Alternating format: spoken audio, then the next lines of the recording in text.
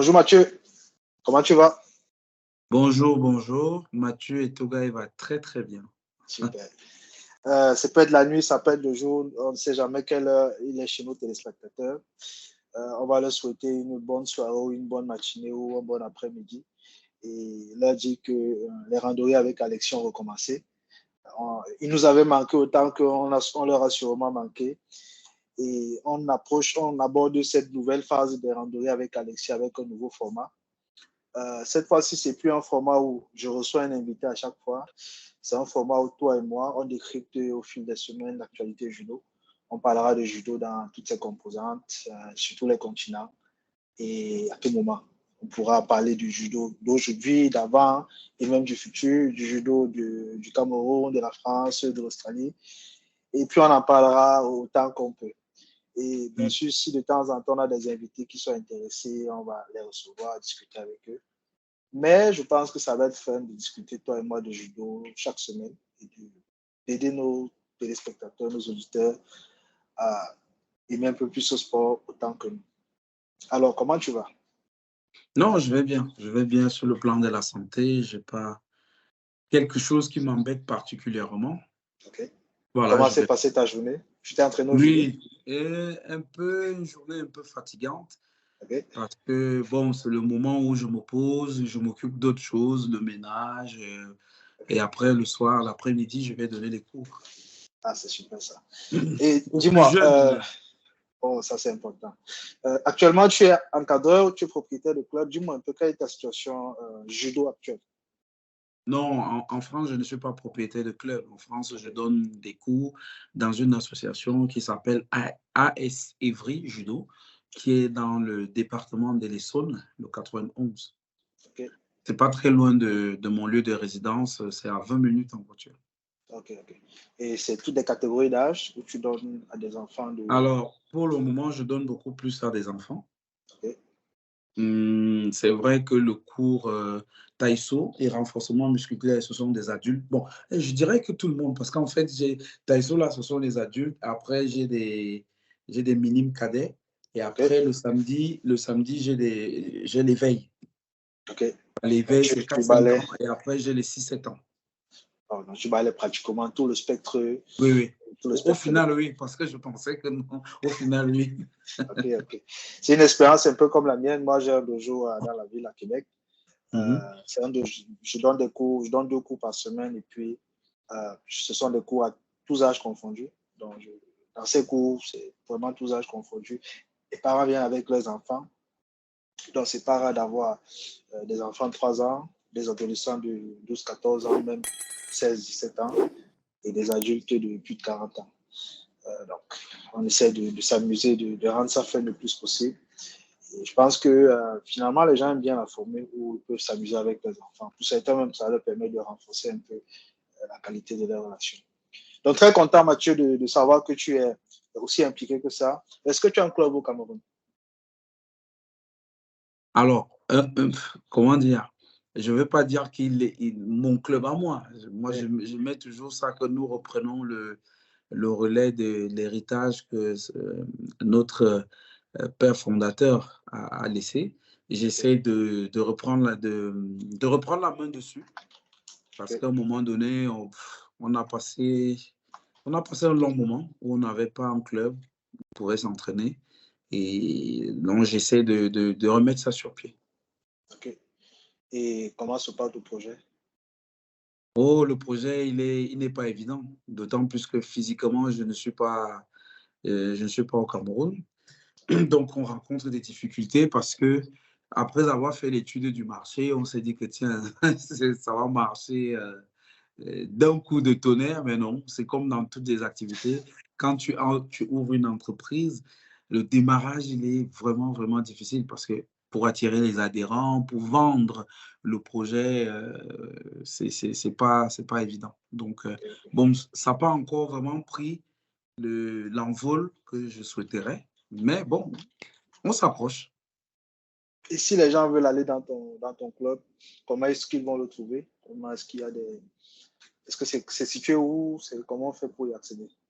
Alors, le club, alors, ce n'est pas mon club. En Bon, fait, je veux dire, c'est ton j'ai club du dans le mal, en sens fait, de. oui, Non, mais c'est moi, ton club dans le sens de ça. j'ai souvent Ça du mal t'appartient avec la aussi. possession, de posséder, en fait. J'ai du mal Ouais. à posséder. J'aime pas posséder les choses. Bon, bref, donc, le club, il est à Yaoundé, OK. au quartier Biémassi, dans la commune de Yaoundé 6, au OK. niveau du carrefour Kaka. Voilà. OK, d'accord. Pour l'instant, pour l'instant. Peut-être qu'entre-temps, ça va évoluer. Enfin, on voudrait que ça évolue parce que on est quand même dans un... C'est contigu, la salle, elle n'est pas très grande. Donc, du OK. coup, voilà. Mais bon, c'est déjà un premier pas parce qu'il fallait le faire. Oui, oui, absolument. Il faut commencer quelque part. Parfois, tu commences dans une salle avec une seule pièce. Tu commences comme ça. Et puis, parfois, ça évolue très vite. Parfois, ça évolue un peu plus lentement. C'est pas bien grave. L'essentiel Oui, étant que voilà. finalement, tu puisses créer un cadre où les enfants vont s'épanouir. C'est vraiment le plus important. Alors, merci Mathieu pour cette petite précision. On va entrer un peu dans le vif du sujet. Aujourd'hui, on va parler de quelque chose, de deux, trois choses. La première, on va parler du Open de Yaoundé, qui s'est Oui. déroulé il y a quelques semaines de ça à Yaoundé. Mhm. Ensuite, on va parler un peu de comment est-ce que les qualifications africaines se passent, quel est Mhm. l'état de santé des qualifications africaines pour les Jeux Olympiques de Paris 2024. Mhm. Et ensuite, on regardera il y a un tournoi qui se prépare, qui commence le 3 décembre, c'est le Grand Chelem de Tokyo. On parlera du Grand Chelem de Tokyo, à savoir comment est-ce qu'il se déroule, quel est l'intérêt de ce Grand Chelem en fin d'année, à quelques mois des Jeux Olympiques. Puis on essaiera d'édifier nos auditeurs sur le sujet. Alors dis-moi, est-ce que tu as regardé l'Open? Alors, l'African Open, bien évidemment, bon, je ne vais pas dire que j'ai regardé tous les combats. Ok. D'accord? Je fais toujours cet effort-là de, de, de prendre des informations, d'observer, de regarder des combats. Ok. Oui, je l'ai suivi. Je l'ai suivi hein, dans plein de catégories. Ok. Voilà. C'est une belle compétition.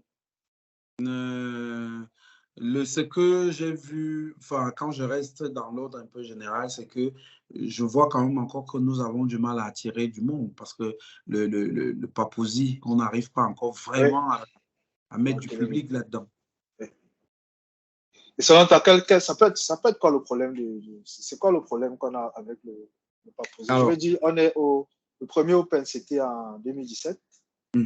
On est pratiquement 8 ans plus tard. oui, Là, on va avec la bientôt même approcher la fréquence, sur la décennie. même Voilà. période. Voilà. Donc, c'est comme, c'est un événement qui a sa place dans le calendrier de la FIGE, qui a comme sa place disponible, qui est très bien placé. Il faut être franc, c'est très bien placé.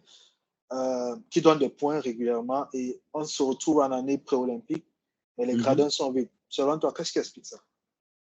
Il n'y a pas qu'un seul aspect, hein, bien évidemment, c'est plusieurs aspects. Le Oui. premier aspect, c'est que est-ce que nous vendons bien le judo dans le paysage, dans la société camerounaise, comme un sport éducatif, comme un sport qui est capable de drainer des foules, comme voilà, je ne pense pas, je ne pense Okay. pas. Est-ce que Ce tu sais que comment on vend le Open actuellement? euh, oui, je n'ai pas bien suivi la question. Est-ce que tu sais comment le Open est vendu actuellement? Non, franchement, je n'ai pas d'idée. Je ne sais pas comment c'est vendu. Moi, je ne sais pas comment c'est vendu. Je veux dire, depuis 8 ans que ça existe, euh, c'est vrai, je peux, je peux dire, je suis un peu loin des nouvelles très fraîches du judo Ouais. camerounais. Je veux dire très frais dans le sens que être connecté dans tous les réseaux, tous les groupes WhatsApp et les pages Facebook. Et je suis quand même dans les endroits où la plupart des bonnes informations arrivent. Et je dois dire que très souvent, le Open, on sait que c'est là parce que on connaît dès le début de l'année la date du Open. En dehors de ça, il n'y a pas quelque chose en particulier qui nous rappelle Ben oui, qu'il y a le ben oui, Open tel jour, qu'on ben doit se oui. préparer pour participer et que voilà, voici combien coûte le billet ou si c'est gratuit, voici les gens qui y seront.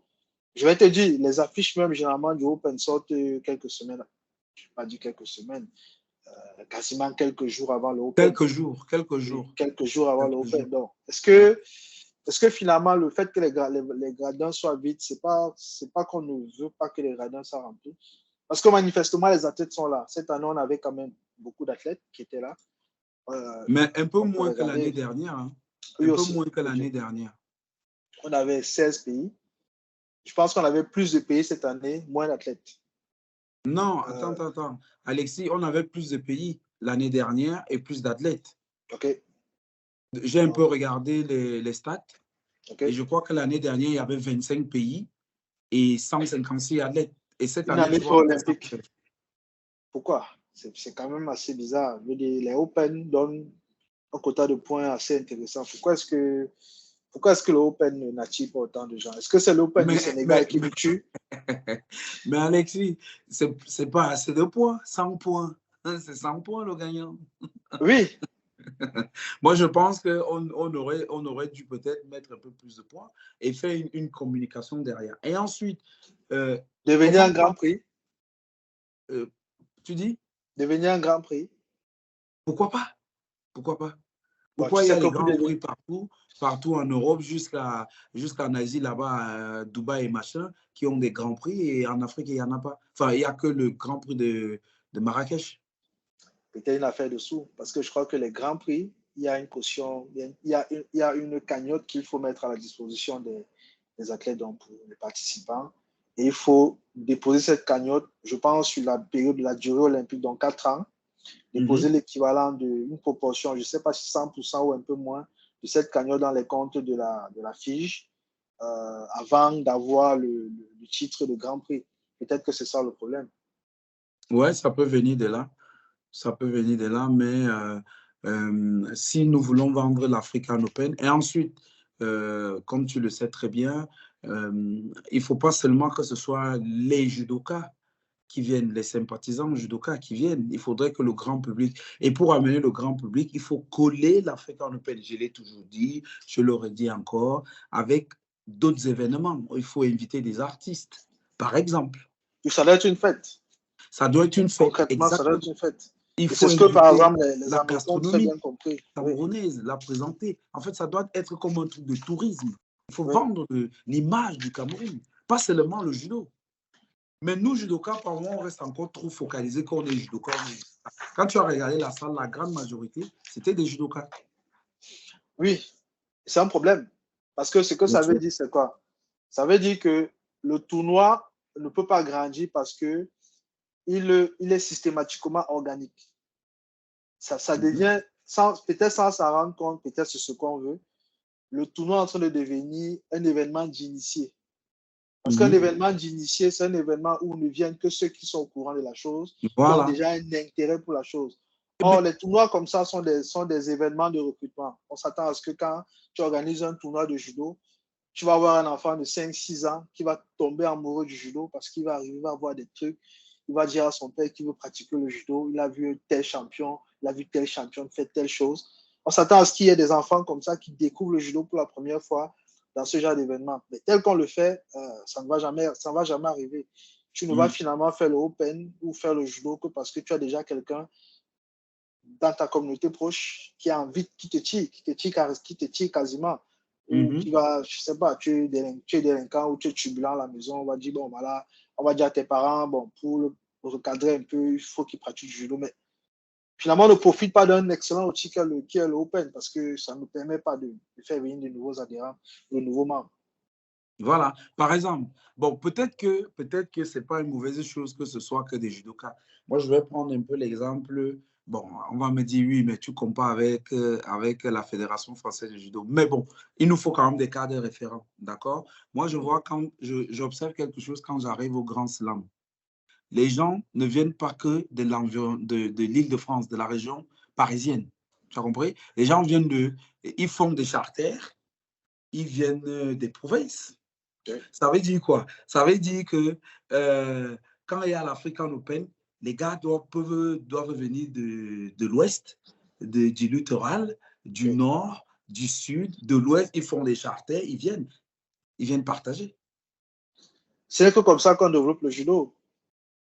Est-ce qu'aujourd'hui, 8 ans plus tard, on peut se dire que on ne sait pas développer le produit African Open? Est-ce que tu penses que c'est un échec en termes de développement du produit? Alors, enfin, si je dis échec, je serais un peu trop dur dans l'évaluation. Ouais. Euh, mais je pense qu'il y a des choses bien qui sont faites. Je pense aussi qu'il y a des choses moins bien. Et on devrait travailler énormément sur comment on vend euh, cette compétition. Pas Ouais. seulement à des judokas, mais à d'autres personnes pour que ça draine des foules. Comment on m'explique qu'une discipline comme le MMA, qui est arrivée après le judo qui est quand même longtemps dans l'environnement par exemple, du Cameroun, j'ai vu, il y a eu quelques compétitions quand Francis Ngannou est arrivé, il fallait voir le monde qu'il y avait. Hein. Ouais. C'est Bon, surpris. après, c'est un peu comme la question du football et du judo. Le judo étant amateur, le MMA étant professionnel, il y a clairement un développement qui est différent. Ce sont des produits avec des potentiels différents. Je suis d'accord avec toi que le produit judo a un terrible potentiel. D'ailleurs, on voit que dans certains pays, on arrive à remplir les stades et dans d'autres, on souffre aussi comme nous, peut-être un peu moins, mais on souffre comme nous. Mais c'est un produit qui a du potentiel qu'il faut savoir manipuler. Je t'ai posé la question de savoir si tu estimes que c'est un échec parce que je pense que dès le départ, la notion de compétition a deux rôles ou Mhm, deux objectifs. mhm, Premièrement, décider d'une hiérarchie des pratiquants. Les gens viennent se mesurer les uns aux autres. mhm, Mais ils auraient pu le faire dans leur chambre, dans leur dojo. Je veux dire, ils auraient pu se mesurer comme à l'époque, ils vont dans une montagne, ils combattent celui et puis ils redescendent et ils se disent en toute honnêteté qui a gagné. mhm. Mais pourquoi on le fait dans des salles? On le fait dans des salles parce qu'on veut en faire un spectacle. Tout à fait. Qui dit spectacle veut dire spectateur. Donc, quel est Tout le à fait. sens d'organiser un spectacle si on n'a pas de spectateurs? Tu vois? Donc, je pense Mhm, que le produit Open est actuellement, il sous-performe. Il sous-performe. Je n'aurais pas peur d'utiliser le terme échec. Dans ce sens que dans ce sens que c'est un produit qui doit se développer. mhm, Aujourd'hui, mon feeling, je peux le dire, j'ai beaucoup de feedback sur le tournoi. C'est qu'on s'assure d'organiser le strict minimum en termes de requis mhm, d'organisation. Faire les mhm, pesées à l'heure, s'assurer que les gens dorment dans les hôtels au bon moment, s'assurer que les accréditations se passent plus ou moins correctement, s'assurer que le plateau technique soit disponible, le commissariat soit prêt, les arbitres soient formés quand on y arrive, parce que parfois on n'y arrive pas, et puis que le tournoi se passe sans bobo majeur.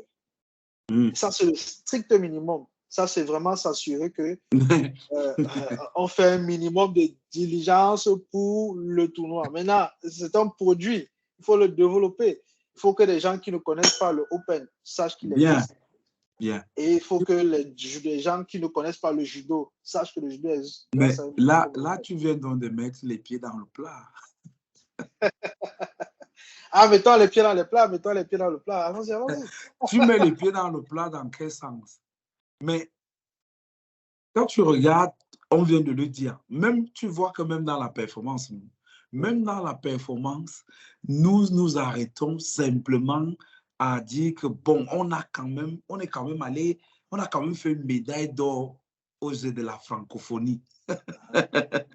Hein? Okay. C'est ce Ça nous, besoin de vraiment, ça nous suffit. cette satisfaction rapide. C'est-à-dire qu'on Voilà, ça nous on a suffit une vraiment. ambition qui n'est pas très Voilà, on était en vorace. mission. C'était une compétition de souveraineté. Vraiment, vous avez vu les gars. Bon, on a fait une médaille d'or, on a fait 3 médailles de bronze. Vraiment, on a fait du bon. C'est bon. Or, quand tu regardes aujourd'hui les Jeux de la francophonie, c'est une compétition qui est devenue, qu'on a reculé parce que avant, ce n'était pas le cas. Par contre, avant, ce n'était pas le cas. Tu avais vraiment des athlètes Premier plan. de premier plan, exactement, de premier plan qui participaient. Darcel Yanzi, par exemple, il a fait les Jeux de la francophonie. Oui, oui. Voilà. Mais je crois qu'aujourd'hui, Aujourd'hui, c'est devenu un tournoi de seconde zone voilà, de pour des seconde zone, jeunes conformes des jeunes. à On qui a on veut limité habituer. déjà, moins Oui. de 25 ans. Voilà. Et puis, on amène des jeunes, même pas espoir, des jeunes, bon, qui viennent faire. Et c'est ça que nous, on récupère pour dire que regardez les performances que nous faisons. Non, c'est très moyen, c'est très moyen. Ok. La preuve, on a donc fait une médaille d'or aux Jeux de la francophonie, mais on n'a pas fait de médaille d'or au championnat d'Afrique. Ouais, où ça comptait. Où ça comptait. Parce que c'est là que ça compte. Ben oui, parce que c'est là que ça compte. Ok. Et est-ce que pendant le tournoi, est-ce que tu as vu des combats qui t'ont plu en particulier? On va un peu regarder le Alors, tirage au sort. les combats qui m'ont plu en particulier, alors, des Camerounais ou d'autres pays? Oh, les pays que tu veux. On parle du judo en général. On n'est Bon, pas forcément enfin, chauvin. bon, j'ai vu le combat de, tu sais, moi j'aime bien les catégories, les lourds, hein, des plus de 100, et j'ai regardé la finale entre le Sénégalais et le Camerounais. Ouais. Le Camerounais prend un saut sur un déplacement. Les plus de 100, hein? Oui, les plus de 100. Les plus de 100. C'était un très beau combat. Bon. Ouais. Honnêtement, j'ai trouvé le saut un peu facile. Trop facile. J'ai trouvé ça. On t'amène sur le déplacement, tu suis et en plus tu prends Sodé. J'ai trouvé ça un peu facile. J'ai aimé le fait que. J'ai aimé, maintenant que tu parles, j'ai aimé l'attitude du moins de 100 kilos camerounais. Okay. D'accord? Quand j'ai vu l'Ivoirien monter, sa posture, je me suis dit, lui là, il est en train de négliger le moins de 100 camerounais. Pourtant, Zhang n'est pas sa première surprise. Voilà. C'est quelqu'un qui commence à avoir tu vois, les gens qu'on appelle les giant killers, c'est-à-dire un mec qui ne paye pas de mine, mais qui peut gâter le tournoi de n'importe qui. Voilà. Et il a payé cher. Hein. Ah oui, oui, oui. L'Ivoirien.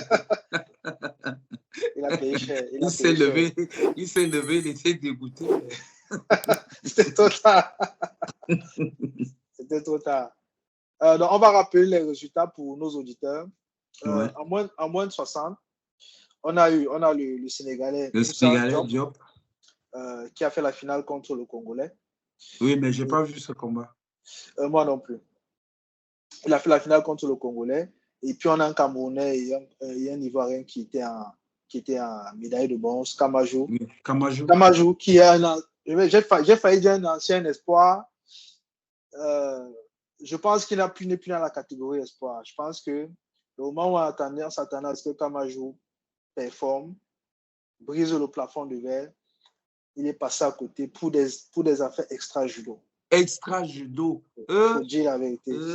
Ça n'avait rien à voir avec le judo. Ce n'était pas un problème de performance. C'était un problème disciplinaire. Je pense que c'était au championnat du monde en Croatie. Je pense bien. Un championnat du monde cadet. Et pour une histoire de t-shirt qui l'aurait subsidié. Je me permets de soulever le point ici parce qu'il existe jusqu'à présent une polémique. Jusqu'à présent, il existe deux thèses. La FIGE a pris position. Il y a proprement parlé, il n'y a pas eu de conseil de discipline avec un procès verbal qui a été fait avec toute la procédure normale. Donc l'enfant a été comme sanctionné sportivement parce qu'il n'a plus été sélectionné. Peut-être pour éviter que la FIGE se saisisse de la situation sur le plan juridico-légal, je ne sais pas. Mais toujours est-il que la procédure n'a pas été faite. Et donc, jusqu'à présent, l'athlète, à son opinion ou à sa thèse, il dit c'est son coach qui lui a dit de prendre le t-shirt. Oui, moi, c'est la question que j'ai. Oui. Et le coach dit n'en a jamais rien été. Il a fait sa chose, les caméras ont détecté le problème, il a été pris la main dans le sac. Lui n'a jamais nié avoir fait la chose. De toute façon, il y a les caméras. Il y a les vidéos qui montrent qu'il a fait la chose. Il dit par contre que c'était une commande. Donc, c'est une affaire qui est non élucidée. Par contre, elle a créé vraiment un gros préjudice on va dire quoi, sur sa carrière de façon sportive et même sur son honneur. Je veux dire, aujourd'hui, ce que les gens pensent de lui a à peu près changé à cause de cette situation. Donc, j'espère qu'un jour, on pourra mettre un peu de lumière sur cette affaire. Mais on est en train de faire, là. on met la lumière. C'est Parce que ça, les gens vont, les oui, gens vont j'espère. regarder le podcast, le Oui, podcast, j'espère. d'accord? J'espère. Moi, ce qui me gêne, sur ces sanctions, entre guillemets, n'est-ce pas? Pour moi, si on t'a sanctionné, la sanction a une limite, non? On peut te Oui, sanctionner 2 ans, 1 oui, an, 6 oui. mois. Mais c'est quoi cette sanction qui dure 5 ans, 7 ans? Ça a un sens? Est-ce que ça a Ça un n'a pas de sens? sens. Ça n'a pas de sens. Ça n'a pas de sens. Ça n'a pas de sens. OK, prenons le cas que effectivement il était en délicatesse. D'accord, on lui donne 1 an de suspension, ou Par 6 mois, exemple, ou par 3 exemple. mois. OK? Au bout de ces 3 mois, c'est fini. Il revient, on le reprend. Voilà. On ne peut pas. Un jeune, le gars, il est là, on ne veut pas de lui. Parce qu'on dit, il y a eu une chose, et puis la fille même n'a jamais sanctionné. Ou Oui, alors la parce que fille. oui, d'un point de vue strictement protocolaire, il n'y a pas eu de procédure. Voilà. On a attiré l'attention de la fédération sur la situation. Je pense que la fiche à cette époque. J'invite nos auditeurs à nous contredire s'il y a des éléments qui permettent d'expliquer la situation d'un côté ou de l'autre. Ouais, Partagez qui nos n'hésite pas. sources. Bah Ça oui. va nous aider à mettre la lumière dessus. Mais si mes souvenirs sont bons, je pense que la fiche avait envoyé un courriel avec un lien de la vidéo en attirant l'attention en disant il y a une possibilité qu'il y ait des sanctions. Je pense que c'était si ça se répétait, s'il y avait une récidive, quelque chose de même. Voilà. Bon, mais concrètement, il n'y a pas eu une commission disciplinaire qui a pris une décision à propos de l'athlète avec envoi de courrier. Non, je pense que ça n'a pas été fait au côté de la fiche, ça n'a pas été fait du côté de la FECA Judo. Et donc, bon, jusqu'à présent, l'affaire est passée comme ça. Maintenant, la fille peut ne pas, peut ne pas sanctionner, d'accord? Et que c'est l'institution du Cameroun qui sanctionne. Oui, pourquoi pas? Mais la sanction, on doit quand même avoir des limites. Oui. Ça a une deadline. C'est tout l'intérêt de faire une procédure en bonne et due forme. Parce que ça permet premièrement d'identifier la situation, donc de nommer le délit, de dire voici ce qui s'est réellement passé, d'identifier pour ce délit-là quelle est la sanction qui sont prévues par les statuts ou par les règlements intérieurs, et ensuite donc de timeboxer, donc de dire voici dans la sanction est sûrement limitée dans le temps ou pas. Ça peut être une radiation définitive, ça peut être une sanction sportive, ça peut être une mise à l'écart, ça peut être plein de choses. Mais il faut que ce soit dit. De manière officielle. Voilà. Si l'athlète, par exemple, doit définitivement arrêter le judo et partir faire la pétanque ou le sambo, qu'il sache. Pas qu'il reste comme ça et puis il ne sait pas s'il n'est pas sélectionné parce qu'il n'est pas performant ou parce que finalement sa sanction n'est pas terminée ou parce que dans le club de l'administration en charge, il y a un gars dont il est le concurrent. Parce qu'après, ça laisse aussi beaucoup d'interprétations possibles. Bon, là, j'ouvre une parenthèse que je referme immédiatement. Mais pourquoi? Moi, je veux continuer. Bon, si tu permets. Hein. Non, vas-y, absolument. Vas-y, Non. On fait pourquoi? Parce que pour moi, si on s'arrête seulement à ce cas-là, on peut dire oui, c'est juste un cas. Non, ce n'est pas un seul cas. Il y en a plein comme ça. Des athlètes qu'on a décidé de mettre de côté. Soit il y a eu effectivement un cas d'indiscipline où on devait sanctionner. On n'a pas sanctionné, mais on a décidé délibérément de le mettre de côté vraiment. Il peut faire ce qu'il veut, il ne reviendra plus. Donc, ce moins de 60 kilos, là, Kamajou, il n'est pas le seul. Okay. Ça veut dire qu'il y a vraiment un problème avec le fait que quand on voit des athlètes qui ont un potentiel, qui peuvent être des adversaires, il faut les écarter. Là, c'est pas bon. C'est pas bon. C'est une mauvaise ambiance. Ça laisse l'impression que vous ne pouvez pas faire le judo si vous n'êtes pas dans tel ou tel club. Voilà. Oui, Enfin, pas le judo, mais la compétition, parce qu'il faut bien nuancer deux choses entre différentes. la compétition et le judo. Le judo reste, on peut faire le judo sans faire la compétition. Et Oui, c'est oui, le tout le judo. monde aura toujours le D'abord, un droit art de. martial. Oui. Ouais, tout le monde aura toujours le droit de pratiquer le sport qu'il veut. Et puis, personne ne va venir t'empêcher d'entrer dans un dojo. Je veux dire, c'est ton droit le plus absolu. Maintenant, s'il y a une sanction disciplinaire à propos de toi, bon, ça peut être compliqué. Mais ce que tu dis, par contre, c'est très pertinent, dans ce sens que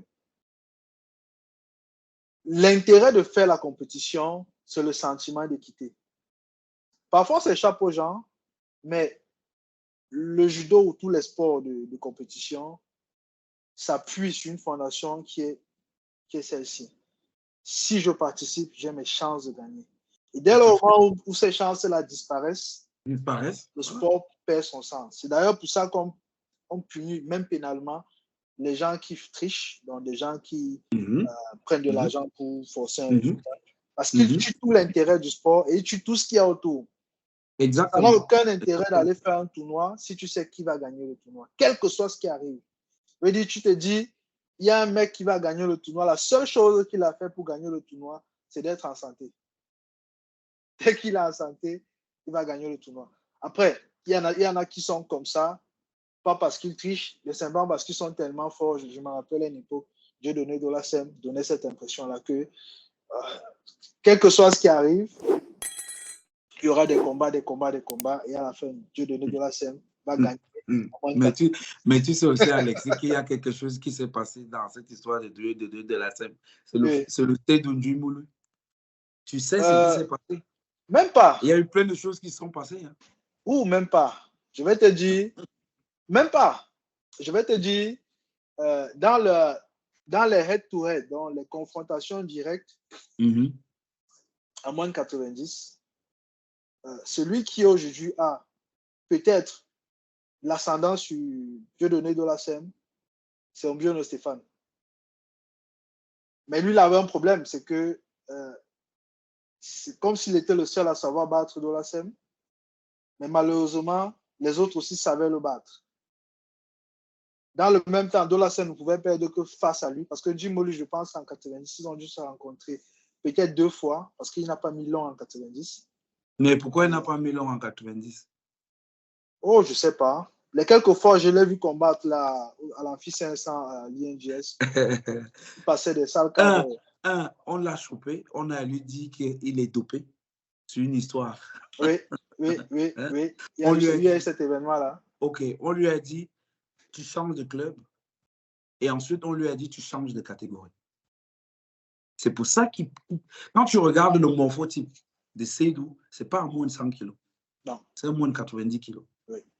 Peut-être même à moins de 81 avec un peu de... Voilà, et c'est comme ça qu'il change de catégorie et qu'il commence à faire les moins de 100 kilos. Ça, c'est d'un. Deuxièmement, il y avait une compétition qu'on appelait toute catégorie. Tu te souviens, non? Oui. La compétition, là, n'existe plus.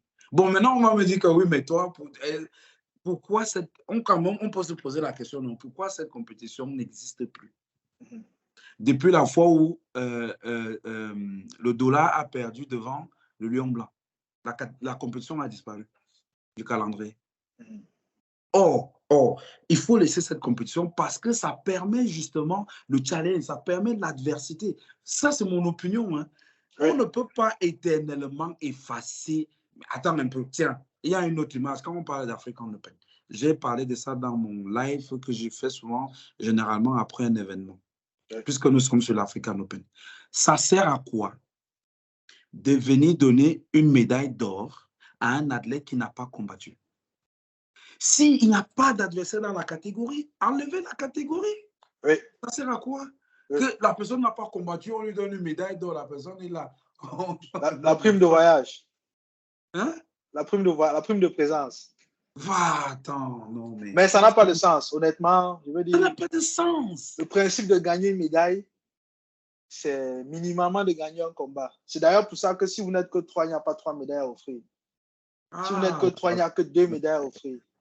Parce qu'on s'attend à ce que vous gagnez une médaille dans un combat. Et ça, on le voit en Afrique, African Open. en Afrique. Et ça ne s'est pas seulement passé à Yaoundé, hein, parce qu'il ne faut pas qu'on dise que ce n'est que Oui, Yaoundé. oui, oui, À c'est pas le Dakar, propre des Camerounais. à Dakar, pareil. Mais que disent les textes du sort, donc du Sport Organization Rules, à propos d'un tournoi où il n'y a qu'une seule personne? Sincèrement, je ne suis pas allé regarder, je suis pas allé regarder la réglementation sur ce point-là. Donc, je ne sais pas qu'est-ce qu'elle dit exactement. Moi, j'ai juste regardé mais comment on peut donner. En fait, moi, j'ai analysé de manière logique. Okay. On dit compétition, compétir. On voit qu'il y a un athlète qui est engagé. On laisse. Quand la compétition est finie, on appelle l'athlète et on lui donne la médaille d'or. La médaille d'or, en plus, hein, ce n'est pas que... Attends un peu, il faut quand même se battre pour cette médaille. Normalement, oui. Normalement, il faut quand même se battre. Il faut montrer que, je veux dire, ce n'est pas une prime à la pesée. Voilà, exactement. Le but n'est pas d'être disponible à la pesée et automatiquement de gagner, d'être... Ça n'a pas de sens. Et tu sais, ça va ça va sous plein de points. Hein. Quand tu regardes même l'élection qui est... Bon, tu me diras, ça n'a rien à voir avec l'African Open. Mais ça va un peu dans la même mouvance. Quand tu vois qu'il y a une élection, on écarte tous les candidats. Ou bien où on ne veut pas que les candidats soient là. Et tu gagnes une élection 100%, sans adversaire. Est-ce que, franchement... Bon, pour les événements politiques, bon, c'est un peu de la compétition, mais c'est pas dans le même esprit. L'idée, c'est qu'on peut avoir un événement de confrontation politique où finalement il n'y a qu'une seule personne qui soit éligible, soit désirée. Ça arrive très souvent d'avoir ça. On prend un exemple simple. Aujourd'hui, un club comme le Real Madrid qui a une loi qui permet aux sociaux de voter, qui a un cadre d'éligibilité. Aujourd'hui, en Espagne, il va être peut-être 2 ou 3 personnes qui remplissent ces critères. Ils ne sont pas nombreux. Les critères sont simples. Hein. Il faut avoir été sociaux pendant 20 ans ou plus. Il faut avoir payé sa carte de membre pendant 20 ans. Il faut avoir, comme fortune personnelle, de quoi couvrir 30% du chiffre d'affaires du Real Madrid. Ah oui. Ça, cette petite clause-là, je crois que ça t'élimine au moins 99% des Espagnols, bah oui. des Espagnols qui vivent. Parce que même les 20 ans, là, ça élimine beaucoup. Oui, beaucoup de personnes. Donc, tu ne peux pas te lever un matin à 35 ans. Bon, à 35 ans, tu peux. Mais tu ne peux pas te lever un matin à 21 ans et dire que non, il faut que tu aies montré pendant longtemps que tu es dans l'affaire. Donc, c'est des critères comme ça qui font que très souvent, lors d'un tournoi, mais c'est des élections, critères sûrs de tous. C'est des critères sûrs de tous. Bon, un peu, le 30% a été ajouté récemment. Le 30% oui, mais même quand, c'est ajouté, on informe aux gens que c'est ajouté. Oui, ça a été accepté. Ça a été ajouté, ça a été accepté. Parce qu'il faut avoir cette sincérité-là. C'est une proposition qui a été faite que les sociaux ont voté pour dire oui, on accepte. Voilà. Alors, dis-moi, oui. Donc, en dehors du combat des moins de 100, est-ce qu'il y a un autre combat qui t'a beaucoup plu, qui t'a intéressé? Pas vraiment. Sauf si on regarde encore un peu. Qu'est-ce que j'ai encore vu comme combat là? En moins de 48, on n'avait aucune Camerounaise inscrite. Ouais. C'est une Cameroun. C'est une catégorie qui peine à trouver des athlètes. Hein. Et pourtant, quand tu regardes les Jeux universitaires, il y en a plein. De 48 kilos. Il y a plein de Camerounaises. Maintenant, on va un peu regarder comment est-ce que ceux qui sont, on va dire, en pole position pour se qualifier pour les Jeux olympiques, comment est-ce que leur tournoi s'est déroulé? On va commencer par exemple chez les filles avec la moins de 52, Baba, qui a fait argent contre la Sud-Africaine et qui s'est blessée. Elle a une fracture ouverte. Ah oui, c'est une fracture. Oui, c'était... Ah, d'accord. Nice. Ouais, il paraît que c'était assez violent comme combat. La Sud-Afrique, elle a un style un peu hardcore quand même. Des maquis commis à gauche, à droite, elle se jette à chaque fois. Donc, je me dis que c'est un style tel que soit elle te blesse, soit elle pique la tête. Je veux dire, c'est vraiment, elle joue vraiment à qui tout double à chaque fois. Bon, est-ce que ça va lui permettre d'aller très loin? Je ne sais pas. Est-ce que c'est un style qui est durable? Je ne sais pas. Mais au moins, ce qu'on retient, c'est que Baba a quand même fait une médaille d'argent. C'est moins bien que l'an passé, je pense. Et ça fait que, bon, elle était troisième dans le classement pour les Jeux Olympiques, dans le classement camerounais. Elle n'aura peut-être pas l'occasion de changer de classement avec ce tournoi-ci. Et sinon, toi, comment est-ce que tu trouves l'évolution de cette petite fille qui a grandi sous nos yeux, on voit comment elle se développe. Elle commence à performer bien avec sa médaille d'or au championnat d'Afrique junior. Malheureusement, au championnat senior, elle passe à côté de son tournoi, mais elle fait des très bons Jeux africains. Comment est-ce que tu as trouvé son évolution? Alors, moi, j'ai du mal un peu sur ce point-là à juger son évolution. Pourquoi je dis ça? Je vais prendre le cas, par exemple, de la Malgache, qui est moins de 70, n'est-ce pas? Qui fait championne en junior et qui vient gagner en senior. Pour moi, c'est ça que j'aurais dit évolution. De ce que moi j'observe, c'est que il y a des compétitions que quand je regarde Baba Mathia combattre, tu vas voir vraiment qu'elle va produire un judo et tu te dis, waouh, vraiment, elle a fait quelque chose, et elle a vraiment progressé. Mais après, quand tu vas revoir une autre compétition qui est un peu un poil au-dessus de la compétition qu'elle vient de faire, tu ne la vois plus. C'est pour ça que moi, j'ai du mal à trouver qu'elle évolue. Maintenant, quand tu regardes que, bon, elle fait quand même championne d'Afrique junior, oui, mais après, derrière, quand elle vient, après, elle va gagner les Jeux de la francophonie, tu te dis, c'est bon. C'est ça en réalité. Tu te dis, OK, ça, vraiment, on voit qu'elle a progressé. Mais quand elle arrive au championnat d'Afrique, donc ça veut dire qu'en fait, quand tu analyses, elle a une progression comme ça, en dents de scie. Ici, en fait, elle va performer en fonction des compétitions. Ça, c'est l'analyse que moi, je pose, en fait. Et pendant qu'on discutait, OK.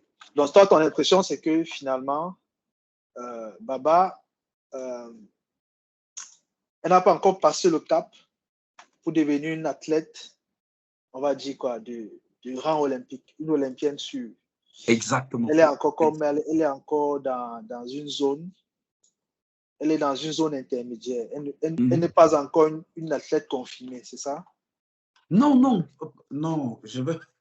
Non, quand je dis confirmée, c'est en termes de niveau. Non, je veux dire, sur le plan camerounais, c'est clair que, clairement, non, sur le la plan numéro 1, il n'y a rien à dire. Non, il n'y a rien à dire. Il n'y a rien à dire. C'est pour ça que je ne veux pas dire qu'elle n'est si je dis qu'elle n'est pas avec. Bon. Hein? Bon, on va. Non, je ne peux pas dire ça. Okay. Non, non, c'est une athlète. C'est une athlète. Moi, ce que j'aurais dit qu'elle progresse vraiment si elle, après les Jeux de la francophonie et le championnat d'Afrique où elle fait 3, elle arrivait au championnat d'Afrique, elle nous faisait des trucs, elle faisait par exemple peut-être la finale. Voilà, j'aurais dit, OK. En fait, c'est à ce niveau que moi, que j'attends la voir. C'est à ce niveau que j'attends la voir. Parce que tu vas voir que quand tu regardes maintenant sur le classement de la ranking list olympique du Cameroun, elle est troisième. Oui. Elle est troisième. Et pourtant, quand même, elle a fait championne d'Afrique junior. Oui. Voilà, elle devrait être. C'est elle qui devait être la première. Oui, normalement. Et je crois qu'elle n'arrive pas à avoir les top performances aux top compétitions. Tu sais qu'il y a cette catégorie d'athlètes-là qui, finalement, je pense qu'une athlète comme Hélène Weza, pendant longtemps, été dans cette catégorie-là. Et j'ai l'impression que, finalement, elle tire sa révérence en donnant cette impression-là. C'était une athlète qui pouvaient être très régulières sur les compétitions d'un certain niveau. Mais les Mhm. top compétitions, il fallait passer la vitesse supérieure. Elle avait Mhm. tendance à caler. Ben oui, Elle par avait exemple, tu tendance as à vu, caler. tu vois son combat où elle fait l'enchaînement, où elle fait style, elle va faire aux autogarés, elle revient à Nara Iguchi. Quand Oui. elle a senti que son partenaire n'est pas venu, elle est ressortie pour faire Isaac Roma. Oui. Mais gars, quand tu regardes le judo camerounais, il y a très peu d'athlètes qui vont Qui te font ça. faire ce ressenti. Tu Oui. comprends? Oui. Mais elle va le faire là sur une athlète qui est un peu en dessous. Mais pas sur une athlète qui est confirmée. Par exemple, Oui. si elle me prend la Marocaine, elle lui fait le même truc. Voilà, c'est ça. Oui. Oui. Donc, c'est comme si elle est forte avec les faibles et faible avec les fortes. On ne va pas dire ça. Je profite pour revenir sur la question qu'on se posait, à savoir qu'est-ce qui se passe quand il y a un seul athlète. J'ai ouvert le sort, la version la plus à jour, je pense la version de... Je ne sais pas Je si regarde, oui. oui. Et donc, ce que je vois, c'est que pour les tournois comme les Continental Open, machin, truc qu'on dit, si vous avez moins de 5 athlètes, il faut utiliser le système des compétitions à faible volume de la fiche. Et qu'est-ce que dit le système de compétition à faible volume de la fiche? C'est que s'il y a un seul athlète, pas de compétition, pas de points. Voilà. Bon. Et on Eh oui. dit, si un seul athlète fait la pesée, pas de compétition. Pas de compétition. Pas de Mais compétition. c'est incroyable. Et on fait ça en African Open. Tranquille. Non. On donne les médailles aux gens. Le gars la dame a voyagé, la jeune fille a voyagé. Non, pour moi, c'est une aberration. C'est une aberration. Vraiment, ce n'est pas une bonne image que nous montrons de la compétition. On parle bien compétition, compétir. Compétir avec les autres. Montrer que tu es le meilleur, te transcender. Ah, tu viens, tu te plantes là et on chante l'hymne. Tu as la médaille au cou. Ton seul mérite a été de faire la pesée. C'est ton seul mérite et c'est un peu faible comme mérite quand même. Donc ça, c'était un rappel de point de règlement. J'espère que nos auditeurs pourront vraiment, merci donner, de m'édifier là. donner plus de sources par rapport à Ben ça. oui, super, super. On essaie Franchement, là, tu fais du bon boulot. On essaie de faire du mieux qu'on peut. Ben On oui. va revenir à notre tournoi. Donc, on a parlé de Baba. Ouais. On va encore évoluer. Qui d'autre était très intéressant? On va parler peut-être de celle qui, pendant un bon moment, était en pole position pour être qualifiée, qui était la numéro 1, à savoir Biok, qui, dans un groupe camerounais, avec que des Camerounaises, a fait or. Bon, c'était vraiment un petit pôle. Et donc, elle confirme les 100 points qu'elle aura pour le tournoi. Quelle est ton impression d'Audrey? Je pense qu'Audrey a été dans ton club à un moment. Quelle est ton impression sur sa progression? Parce que ça fait un moment qu'elle est sur le circuit. Bien. La première des choses, on va revenir sur notre fameuse ranking list, n'est-ce pas? On voit donc qu'on a une athlète sur 2 ans qui était en pole position. Et que le moment où il faut maintenir le rythme pour les Jeux Olympiques, l'athlète plonge au niveau de la performance. Donc, ça explique qu'elle est montée et elle est aussitôt redescendue. Et il y aura 2 aspects qui vont intervenir dans cette contre-performance. C'est déjà psychologiquement et ensuite techniquement. Moi, je me souviens que j'ai eu à l'appeler, même avant même que on a eu un échange. Parce que j'avais regardé une de ses compétitions au Cameroun et j'ai dit, tiens, il faut que je lui dise quand même quelque chose. Parce que ça faisait un moment où on ne s'était pas entretenu. Et moi, quand je peux avoir un contact avec un ou une athlète, je n'hésite pas. Souvent, je viens, ceux qui acceptent d'avoir l'échange, je veux le faire. Je vais dire un peu ce que je pense. Je donne mon analyse, qui ne reste que mon analyse. Et je lui dis, tu sais, je te vois faire le judo. Moi, je t'ai vu faire le judo. Et je continue à te voir faire le judo. Et il y a quelque chose que je suis en train de voir, que tu es en train d'enclencher, qui ne sera pas bien pour toi. C'est quoi cette chose? C'est que je te vois faire le judo, tu combats avec ton adversaire et tu as le réflexe, ton adversaire n'a même pas encore fait la technique, c'est-à-dire que ton adversaire est en train de se déplacer et t'a donné une information et tu as cru que ton adversaire va attaquer, n'est-ce pas? Et Oui. toi, systématiquement, tu pars déjà en contre. Suranticipe. Je lui dis, fais attention à ça. Ça veut dire que dans ton esprit, tu te dis qu'en fait, tu es plus forte quand tu contres les autres. Au Cameroun, ça va marcher. Parce que tu vas avec ton, on va dire quoi, ou ton aura, ou ta manière de faire les choses, tu t'imposes. Enfin, tu arrives à t'imposer. Oui. Mais lorsque tu vas sortir du Cameroun et que tu vas aller faire des compétitions au niveau africain et au niveau mondial, ça ne va pas marcher. Moi, je l'ai vu, Audrey, elle faisait du judo, elle faisait des belles techniques, elle faisait okushi, elle faisait ponchonage à droite et à gauche, Oui. elle faisait ouchigari, elle travaillait en jambes, mais aujourd'hui, elle ne fait plus tout ça. Et quand je lui ai posé la question que c'est quoi le problème en fait? Elle me dit oui, mais en club, pourtant en club, je fais toutes ces techniques et machin. Je dis mais oui, mais tu fais en club. Sauf que l'athlète de haut niveau est formidable. C'est que en entraînement, il peut faire plein de choses. Parce que peut-être il y a une pression que tu n'as pas. Oui. Mais quand tu arrives maintenant en compétition, avec la pression, avec machin, le résultat qu'on te demande, parce que tu viens de nous montrer que c'est toi qui prends la relève. D'ailleurs, je me souviens même que son coach l'a encensé dans ce sens-là, en disant que comme Hélène a arrêté, on a une jeune relève. C'était ça. C'était ça l'argument. Donc, tu viens de montrer que tu as des capacités. Mais maintenant, il faut maintenir ces capacités. Donc, si à l'entraînement, tu fais ces techniques, comment ça se fait qu'en compétition, tu ne les fais plus? Bon, notre échange s'est arrêté là.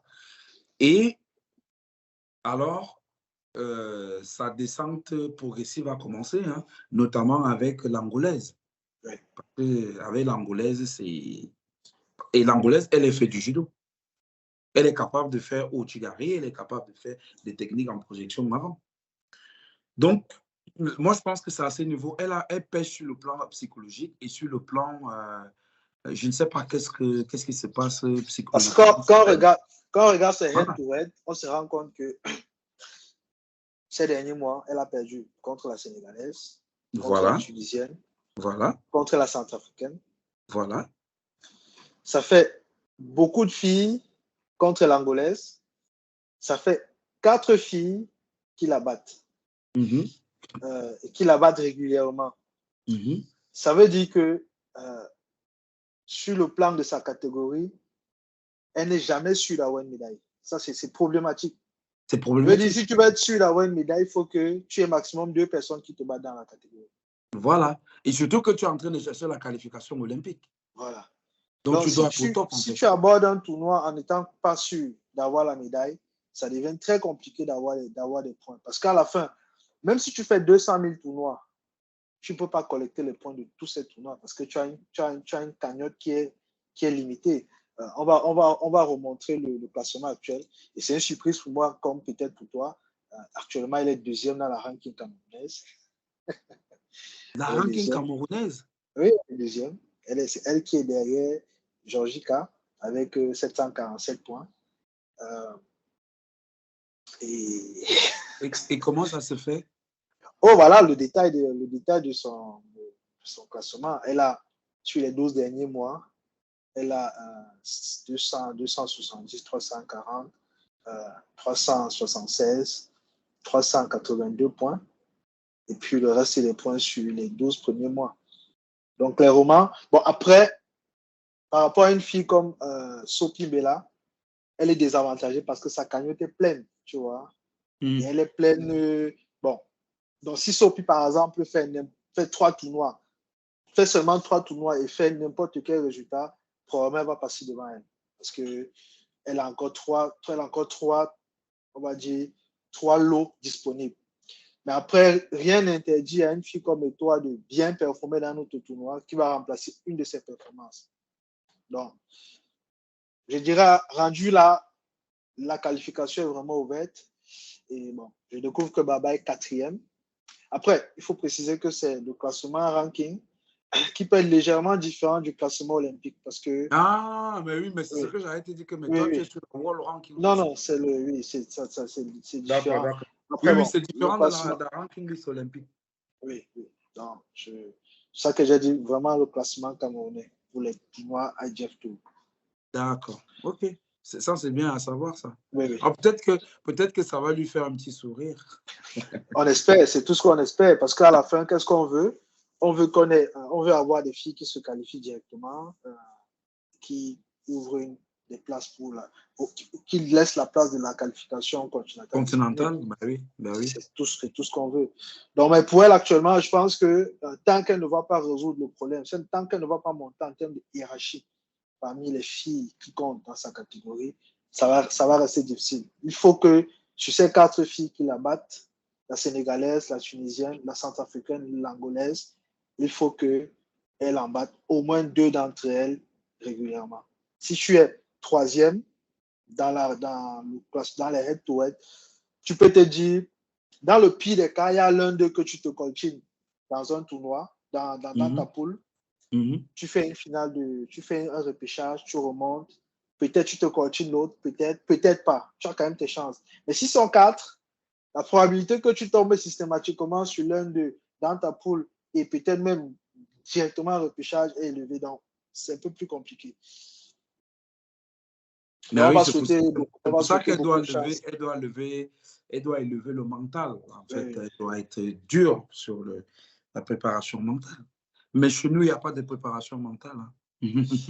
Oui, c'est un matériau encore très difficile On a encore énormément une chape de plomb sur nos têtes qui nous bride et c'est difficile. Mais après, je peux comprendre. Pourquoi, parce que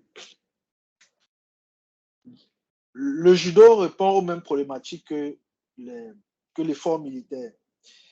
Et dans l'effort militaire, entre pays, on n'évolue pas palier, on évolue par strate. Il y a des pays, par exemple, qui se battent à avoir une armée plus ou moins régulière. Donc, ils essaient de quitter du niveau de milice armée à niveau de armée régulière. C'est leur combat. Ensuite, il y a ceux qui ont une armée régulière et qui veulent arriver à l'étape de armée professionnelle. Autrement dit, des gens qui font carrière, qui développent des spécialisations liées au combat, des spécialisations techniques associées au combat. Ensuite, il y a ceux qui ont cette armée régulière professionnelle, maintenant qui veulent développer des technologies de pointe, que ce soit les technologies dans la formation de leurs forces armées ou les technologies de combat. Et après, maintenant, on a ceux qui, en plus d'arriver à ce niveau de développer les technologies, veulent la suprématie. Tout à fait. Donc, quand on est maintenant dans le domaine de la suprématie, là, on va dans la pointe de la pointe. On commence à dire, on développe des systèmes qu'on déploie dans l'espace, on fait des trucs un peu élevés. On met des milliards pour développer des systèmes très complexes. Donc, dans le sport, c'est pareil. On ne peut pas arriver à penser ou à réfléchir à comment est-ce qu'on va développer l'aspect mental si on est encore à l'étape où on essaie ne serait-ce que de se rassurer que l'athlète qui en forme pour le haut niveau, il va faire ne serait-ce qu'un ou 2 combats pendant l'année. Je veux dire, en début d'année, pour un Camerounais, tu ne peux pas jurer du nombre de tournois que tu vas faire. On est encore rendu là. Tu ne peux pas jurer que en étant numéro 1 de ta catégorie, en étant olympiable, que tu feras les championnats du monde. Ce n'est pas une certitude. Tu ne peux pas jurer que tu feras un grand chelem. Ce n'est pas une certitude. Tu ne peux pas jurer que tu feras. Les seules choses dont tu es à peu près sûr, c'est que tu feras les tournois qui sont à peu près inutiles, à savoir tous les tournois de souveraineté. Tu feras les Jeux islamiques, les Jeux de la Franco, les Jeux africains, tous les tournois de souveraineté. Et comment l'environnement du sport quand même adore ces jeux de souveraineté. Oui, oui, oui. On va dire, c'est une mine d'argent. Tu vois, tu feras tous ces tournois de souveraineté qui ne te servent sportivement à peu près à rien. Et c'est pas qu'au judo, hein, j'ai vu là même à l'athlétisme. Oui, même en haltérophilie. L'athlète qui gagne qui gagne, pardon, je voulais dire les moins de 100, qui gagne les 100 mètres. Et je crois qu'il s'appelle Abbé Solo, si je ne me trompe pas. Je crois. Mais je l'ai regardé les championnats du monde, je voulais le voir. Il n'était pas. Tu vas pas le voir. Et nous, on adore ça, les jeux de la fantasy, les jeux islamiques, les jeux de... Oh. Oui, on adore ça pour une raison qui est très simple, c'est que jusqu'à présent, la politique du sport est architecturée par le ministère de tutelle. Dès le moment où c'est architecturé par le ministère de tutelle, la priorité pour le ministère de tutelle, c'est tout ce qui est un peu lié aux aspects régaliens de l'État. Donc, les tournois de souveraineté, c'est automatique. Donc, c'est plus facile pour le ministère de tutelle de mettre sa machine administrative en marche pour que vous ayez tous les visas et tout ce qu'il faut pour un tournoi qui va se pour les Jeux de la francophonie que pour se battre pour que vous ayez à Zagreb pour faire un Open ou un Grand Prix qui va être infiniment plus utile pour vous qualifier. C'est un peu le résultat de ce qui arrive quand on a peut-être une organisation fédérale qui est moins outillée, moins forte ou pas suffisamment outillée pour finalement rassurer son calendrier par rapport aux autres. Donc, c'est pour dire, on est rendu à l'étape de base, à savoir avoir une élite qui est à peu près fonctionnelle. Être capable, par exemple, de faire le circuit à une élite de 10, 14 personnes. Actuellement, si tu regardes bien la capacité maximale du Cameroun en termes de circuit, dans le nombre d'athlètes, le nombre de catégories que le Cameroun peut embarquer dans un circuit de façon régulière, ça ne dépasse pas 4. Voilà. Toujours tous les 4. C'est généralement la capacité maximale. Si tu vas le regarder sur les 16 dernières années, c'est à peu près cette proportion-là. Parce que c'est le nombre d'athlètes ou de catégories qu'on peut gérer. Maintenant, il faut qu'on puisse grandir pour être capable de gérer plus, être capable de sécuriser le circuit. Quand une athlète est championne du Cameroun, qu'elle sait qu'elle fera tel tournoi, quoi qu'il arrive. Donc, voilà, elle peut même faire sa planification physique pour dire, je sais que on n'en parle pas, mais en réalité, aujourd'hui, pour moi, je trouverais une fille qui s'entraîne au Cameroun, qui va au championnat du monde et qui performe au championnat du monde. Je trouve ça un miracle. Pour une raison qui est toute bête. C'est que pour un athlète camerounais, normalement constitué, qui a tous ses sens, tu ne peux pas positionner les championnats du monde comme étant un de tes objectif. Oui, tu ne peux pas. Parce que c'est aléatoire. Donc, du coup, si tu ne le planifies pas comme un objectif, tu vas planifier d'autres choses. Tu vas dire, je vais faire les championnats d'Afrique comme mon objectif principal. Et mon objectif secondaire s'appelle les championnats du Cameroun. Ça peut mettre les Jeux universitaires pour certains. N'ayons pas honte de le dire. Il y en a pour qui c'est les Jeux universitaires parce que ça donne un peu d'argent. Et donc, du coup, les championnats du monde qui arrivent un peu avant ou un peu après, il n'y a aucune assurance que tu sois prêt physiquement. Donc, tu vas donc arriver là-bas parce que tu as fait une assez bonne saison. Mais pour que tu performes face à des gens qui, eux, ont mis cet événement dans leur calendrier en disant je vais m'entraîner pour que mon pic de forme arrive à ce moment-là, c'est un peu compliqué. C'est un peu compliqué. Et donc, du coup, tu vas lutter à ton niveau moyen. J'en profite pour essayer un peu d'édifier nos auditeurs sur les concepts comme les niveaux moyens et les pics de forme. Concrètement, un athlète, quand il s'entraîne, il essaie de faire en sorte que sa force, dans le moment où il est le plus en forme, arrive quelques fois dans l'année. Dans la théorie, on peut y arriver 2 à 3 fois. Certains vont te dire 4 fois. Dans la pratique, on te dit c'est souvent 2 fois. C'est les 2 fois dans l'année où tu peux pas super performer, mais vraiment performer à la limite dedans, à ton niveau le plus exceptionnel, au niveau où tu es au top du top du top.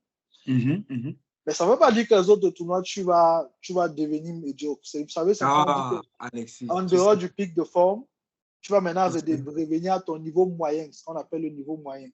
Maintenant, le niveau moyen des athlètes varie. Donc, il y en a qui ont un niveau moyen tel qu'ils peuvent gagner un grand prix. Un mec comme Riner, il sort du quartier avec peut-être même du surpoids, il est capable de gagner un Open. Il n'a pas besoin sais, de. Ou un grand prix.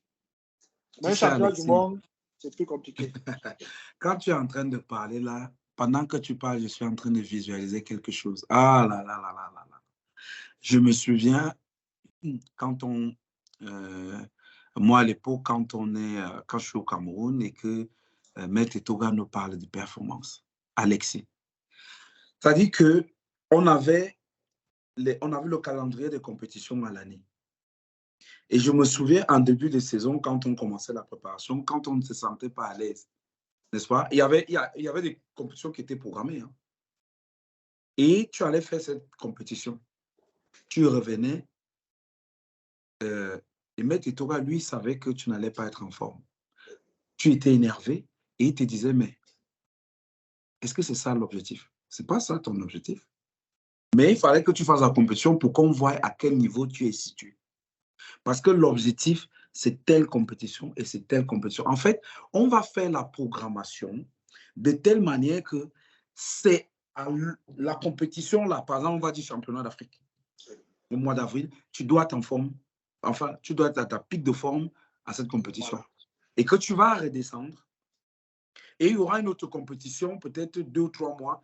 Tu dois encore être en pic de forme et tu vas redescendre et il va y avoir une compétition intermédiaire là où tu ne seras pas bien, mais tu dois être présent sur des compétitions importantes. Est-ce que tu sais qu'aujourd'hui, on n'a plus ça dans le paysage du judo camerounais? Oui, on n'a plus ça. Bon, je vais le nuancer quand même. Oui. Je travaille quand même avec quelques entraîneurs qui font cette planification-là. Mais il faut dire la vérité, c'est que beaucoup de clubs n'ont pas ces outils. Ce qui est dangereux, qui est un problème, parce que beaucoup de clubs n'ayant pas ces outils, ils sont incapables d'outiller leurs propres athlètes. Et on a donc beaucoup d'enfants qui arrivent souvent en sélection nationale avec des niveaux de forme très variés. Ça crée un vrai casse-tête de préparation au niveau de l'équipe nationale. Généralement, ceux qui arrivent à l'équipe nationale en ayant un très bon club où il y a justement cette planification-là, ils sont embêtés parce qu'on leur fait rentrer en arrière pour attraper le niveau de ceux qui sont en retard. Mais ce sont des concepts qui sont de moins en moins bien expliqués. Je discute avec souvent les athlètes et je me rends compte que très peu de gens savent comment on planifie un pic de forme, savent comment on planifie les cycles, savent que entre 2 pics de forme, parfois le temps qu'il faut, et puis parfois même comprennent les concepts comme le niveau moyen. C'est-à-dire quand tu redescends de ton pic de forme, tu ne quittes pas du niveau max à 0. Il y a un niveau où tu fais une sorte de plateau. Que tu dois avoir. Oui, que tu dois avoir. Et on veut, quand chaque année en te développant, on veut que le niveau, le plateau là évolue. C'est-à-dire, on veut que ton niveau moyen monte au fur et à mesure. C'est le sens de développer ta force, de développer certaines aptitudes que tu as pour que ce niveau moyen là évolue. Pour que même quand tu n'es pas au pic de ta forme, tu sois capable de faire une médaille à un grand prix ou une médaille à un grand chelem. Il y en a qui sont rendus là, un gars comme Ono. Même quand il n'est pas en phase, même quand il est en phase de préparation, il est en train de monter, il est capable de gagner un grand prix ou gagner un grand chelem. Bon, c'est des athlètes qui sont un peu rares. Ne disons pas à nos auditeurs que tout le monde peut avoir un niveau moyen où tu gagnes un grand chelem en étant. Non, c'est pas tout le monde. Mais c'est ça le concept. Et donc, ces outils sont de moins en moins expliqués. Est-ce qu'ils sont de moins en moins expliqués parce que même les entraîneurs sont de moins en moins outillés? La réponse est dans la question. Parce que après, va se poser maintenant l'autre question, c'est de savoir qu'est-ce qui se passe à la DTN. Est-ce que la DTN, finalement, ne fait pas son travail d'accompagnement? Parce que c'est le travail de la DTN. C'est cet outillage-là de toutes les parties prenantes. Donc, cette chaîne de valeur-là, c'est de dire, bon, j'ai des entraîneurs au quartier, il faut que je les capacite. Bon, je vois que tu ris. Non, c'est ça. Bon, Donc, je sais que toi et moi, on a souvent eu cet échange, même dans d'autres forats de oui. judoka, mais moi, j'ai toujours dit que la DTN n'existe pas au Cameroun. Ça n'a OK. vraiment jamais existé. Parce que la preuve, nous voyons, une des questions, qui c'est qui engage les athlètes? Qui a le code, pour engager les athlètes dans les compétitions au niveau international? Je C'est le pense DTN. actuellement non, c'est pas le DTN. Je pense au Bon, programme merci. international. Merci. Bon, ça va. On peut continuer. Bon, après, pour moi, ce n'est pas un marqueur. Moi, j'aime bien nuancer. Pour moi, ce Oui. n'est pas un marqueur parce que, pour moi, on peut avoir un DTN très fonctionnel Oui. qui finalement n'a pas le pouvoir décisionnel. Les deux sont faisables. Je m'explique. Une D'accord. DTN, c'est du contenu et c'est des choix. Il faut du contenu, il faut des choix. On peut avoir un DTN qui ne développe que le contenu, autrement dit, qui met en place des plateformes pour former, outiller, tout le reste, et qui n'a pas le choix, à qui on a retiré le pouvoir de choisir. Donc, le pouvoir, par exemple, de nommer des présidents de commission, de monter des commissions, de diriger les examens de grade.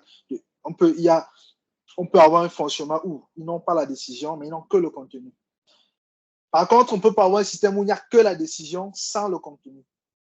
Je pense qu'on peut très bien vivre avec une DTN où il y a le contenu, mais pas la décision. Mais il faut qu'on s'entende que ce soit ça l'approche ou la culture Oui, organisationnelle qu'on a en mais place. même le contenu, il n'y a pas. C'est ça le problème. C'est ce que je disais tout à Même l'heure. le C'est que contenu. s'il n'y a pas le contenu, il n'y a pas de DTN. La DTN commence par le contenu. Parce que concrètement, dans la DTN, Moi, il y a un mot ça fait depuis 2013, n'est-ce pas? J'ai jamais vu, peut-être que je n'ai pas cette info, peut-être que ça a existé, mais j'ai jamais vu une formation organisée par la DTN. De dire que on va aller former les encadreurs de clubs. Tu sais que dans l'environnement du judo Cameroun, aujourd'hui, on a un réel problème avec la formation des encadreurs de clubs. Il faut former les encadreurs de clubs Absolument. sur leur outil de travail parce qu'ils ne connaissent pas leurs droits. Absolument. Ils connaissent pas leurs droits. Au-delà de l'approche syndicale, lui, ils n'ont pas les outils. Parce que la vérité, c'est qu'un entraîneur de club, c'est un tout en un. Voilà. Un entraîneur de club, c'est un administrateur, c'est un recruteur, c'est un formateur, c'est un coach, c'est un entraîneur. Souvent, on confond les trois rôles. On croit que ça veut dire la même chose. C'est un administrateur, c'est un recruteur, c'est un formateur, c'est un coach et c'est un entraîneur. En général. Parfois même, c'est un président. Parfois, tu as les coachs qui sont présidents. Ça veut dire quoi, donc? Le bon entraîneur doit savoir faire des tâches administratives, faire des accréditations, des enregistrements, répondre aux courriels, faire des procès-verbaux. C'est le minimum. Donc, savoir manipuler un peu l'outil informatique pour pouvoir produire des rapports. L'entraîneur doit savoir, parce que c'est un recruteur, il doit savoir recruter. Parce que concrètement, c'est plus ou moins lui qui doit convaincre les potentiels membres à devenir membres. C'est celui qui fait la prospection pour son club, qui voit un gars au quartier qui joue au basket, qui dit que mais tu es costaud là, tu peux venir faire les moins de 100 chez moi, qui doit le convaincre. L'amener à faire une séance. Si le gars a aimé, l'amener à rester parce que concrètement, son club vit de ça. Donc, c'est un recruteur. Ensuite, c'est un formateur. Donc, c'est quelqu'un qui est capable de prendre un enfant, d'avoir un plan de développement avec lui et de l'amener sur ce plan de développement. C'est un entraîneur. C'est quelqu'un qui, pour une échéance particulière, met en place quelque chose pour que l'enfant soit performant ce jour-là. Et ensuite, c'est un coach parce que quand tu vas maintenant voyager avec les enfants, arriver dans les tournois ou dans des échéances, qui va être capable d'encadrer l'enfant pour que l'enfant performe et pour manager plus ou moins les événements qui sont autour. C'est un rôle-là. Mais ça ne prenne pas forcément tout sur le tas. Ce sont des rôles qui peuvent il y a des outils pour ça. Il y a du contenu qu'on doit pouvoir. Parce qu'à la fin, si tu as un entraîneur qui est défaillant, si tu as un coach, on va dire qu'un encadreur de club qui est défaillant, donc qui ne comprend pas ces 5 rôles-là, on ne demande pas qu'il soit bon dans les 5 rôles. On demande qu'il ait une compréhension minimale, au moins sur la partie administrative et recrutement, mais il doit avoir une très bonne formation sur la partie formation, c'est une tautologie. Il doit être assez moyen, mais minimum moyen dans l'entraînement. Après, au niveau du coaching, on n'a pas d'exigence. En termes d'organisation, on s'en fout si tu es un très bon coach ou un très mauvais coach. Ce qui est important, c'est que tu sois un bon formateur pour éviter que les enfants qui tombent dans ta main soient déformés avec le temps. On veut aussi que tu sois un bon entraîneur pour éviter que tu crées des blessures et du rejet. C'est bien que tu sois un recruteur, parce que si tu n'es pas un recruteur, tu ne développes pas ton club, et donc tu ne développes pas le judo. Et c'est bien que tu sois un administrateur, parce que si tu n'es pas un administrateur, l'interaction entre toi et les différentes administrations va être un peu compliquée. Donc, tu vas donner du travail à l'organisation. Il faut leur donner des outils. Oui, mais justement, enfin, un des outils, ce serait peut-être de faire comprendre que peut-être que lui le fait de manière peut-être mécanique ou naturelle, et c'est ces outils-là qui vont le mettre en évidence que, voilà, est-ce que tu sais que c'est ce que tu es en train de faire? Oui. Pour qu'il se rende compte que, oui, mais voilà. Et maintenant, il faudrait qu'il soit accompagné parce que quand même, Oui, il faut les accompagner. c'est 5 aspects qui prennent énormément de temps. Oui. Et si tu n'es pas accompagné avec une équipe, comment tu fais? Comment Oui, tu fais pour gérer là? C'est un travail chronophage, énergivore, c'est un travail exigeant parce que, après, il y a des choses qu'on ne dit pas aux entraîneurs, c'est que plus tu évolues dans ton projet sportif et donc tes athlètes commencent à avoir des ambitions beaucoup plus grandes que quand ils commençaient. Au début, ils commencent pour s'amuser. Après, ça devient sérieux. Ils veulent maintenant gagner. Après, ils prennent goût à la victoire. Ils veulent gagner plus et plus loin. Ça t'oblige aussi, en termes de croissance, à évoluer. Je veux dire, si tu as un athlète qui veut être champion du monde, tu as intérêt à savoir faire les procédures de demande de visa. Tu as intérêt à savoir parler un peu anglais pour communiquer avec des coachs qui sont à l'extérieur et qui peuvent l'encadrer une fois qu'il sera là-bas parce que toi, n'étant pas entraîneur national, tu n'as pas ce pouvoir-là. Tu as intérêt à te mettre au pas pour savoir comment est-ce que ça se passe ailleurs, quelles sont les valeurs références pour ton athlète. Si tu as un enfant qui est moins de 73, un moins de 73, ça fait combien au banc couché? Un moins de 73 dans le monde, ça fait combien en épaulé jeté? Ça arrache combien? Tu dois savoir ça pour savoir est-ce que mon enfant est trop faible ou suffisamment fort. Parce qu'après, l'idée n'est pas qu'il pousse ou il charge comme tout le monde, mais c'est de savoir où il se situe. Pour qu'il soit Ben pas oui, ben oui. faut Parce que, pas qu'il arrive, on le ce saisit. que tu viens de dire, ça dépend des individus. Hein. Et il y aura Oui, des individus, eux, naturellement, qui auront l'endurance et oui, l'autre qui aura plus la force. oui, Et c'est pour oui. ça que quand on fait cette évaluation, on voit donc à qui on va faire des phénomènes de compensation. Exactement. À Exactement. celui-là qui est endurant, on va lui donner un peu la force. À celui qui est fort, on va lui donner l'endurance. Exactement. Exactement. Exactement. Donc, ça veut dire que l'entraîneur, même en faisant ces 5 rôles, il doit élever le niveau de jeu selon la vitalité de son projet sportif. Donc, si son projet sportif se déroule bien, il doit élever le niveau de jeu. Moi, je me rappelle, j'étais entraîneur aux Panthers et un jour, j'ai eu une discussion avec mon président. Je lui ai dit, tu sais, actuellement, on a 3 publics dans le club. Avant, on a tout tendance à croire qu'on n'a que 2 publics, mais on a 3 publics. J'ai des enfants qui sont là pour la santé, des enfants et des hommes et des adultes qui sont là pour s'amuser. J'ai ceux qui ont un niveau intermédiaire, donc qui aspirent à être champions du Cameroun. Et j'ai ceux qui veulent aller aux Jeux Olympiques et être médaillés dans des grands prix. Ces 3 publics-là ne veulent pas la même chose. Si on arrive un jour, je fais une séance, je prends 30 minutes pour faire des chutes, des ukemi.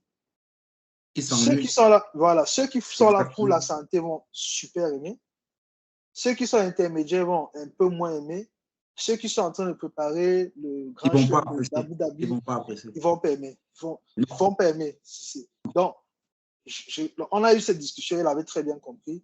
Je lui ai dit donc, ce qu'on va faire, c'est qu'on va commencer à déjà augmenter le nombre de séances qu'on a pendant la semaine, parce qu'on n'avait que 3 séances à l'époque. Je vais augmenter le nombre de séances, je vais augmenter la taille des séances pour que je sois capable, pour chaque public, de développer quelque chose d'intéressant.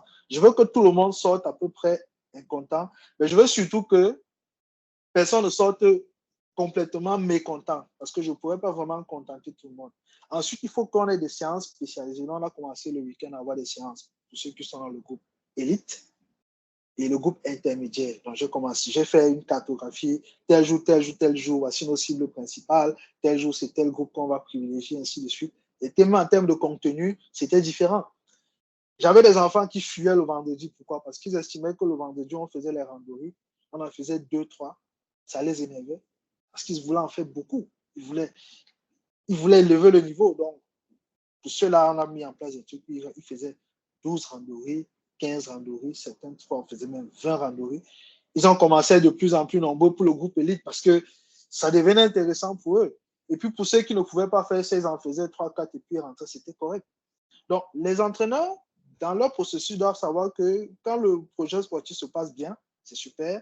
Mais ça veut aussi dire que derrière, il faut être plus exigeant. Il faut élever le niveau partout, administrativement, en termes de recrutement. Parce que le recrutement va devenir un problème. Tu as un enfant comme, prenons-en, moins de 100, très fort, pente ascendante. Commence à se poser la question du sparring. Qui va s'entraîner avec lui au club? Comment il fait pour se développer au club? Au club, il y a 2, 3, 73, il y a un 60, il y a un 66. Quand il lutte avec eux, il est obligé de les ménager pour ne pas les blesser. Tu vois? Donc, tu commences à te dire, il faut que je trouve une solution. Je dois inviter les gars, les autres gars des autres clubs, les flatter un peu, leur payer le taxi pour qu'ils viennent s'entraîner. Donc, tu dois commencer à mettre en place des politiques de recrutement beaucoup plus. Donc, tu dois élever le niveau. Et il faut outiller ces gars. C'est le rôle du DTN. Bon.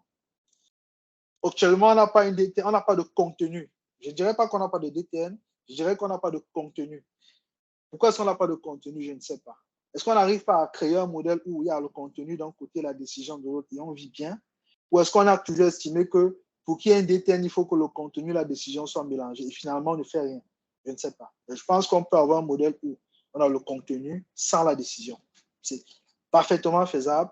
C'est un modèle qui peut très bien se passer, très bien se dérouler et il faut juste le mettre en place. On a beaucoup parlé de nos athlètes qui étaient olympiables. On va parler d'une dernière. On va parler des deux dernières assez rapidement. On va parler de la moins 70, Zita, qui elle était quand même à une époque, elle était bien placée. Après, ça a un peu évolué. Pas toujours de la meilleure des façons. Donc, on va un peu regarder.